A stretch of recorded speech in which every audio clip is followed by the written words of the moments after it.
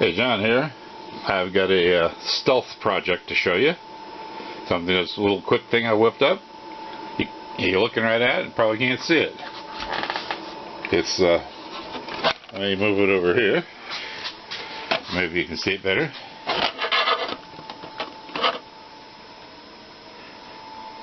Boy, hard to see anywhere, isn't it? Anyway, it's just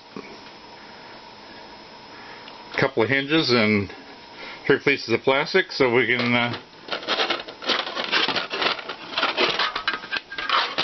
a chip shield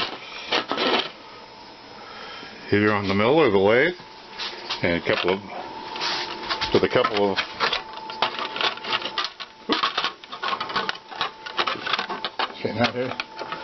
magnets there to hold it on.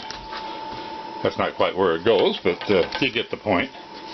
It's really not much to show. I didn't bother filming making it because it mattered drilling 6 holes and tightening some screws and making 2 cuts in a piece of I should have used thicker, but I had what I had, so made it out of scrap, and that's the best way to go.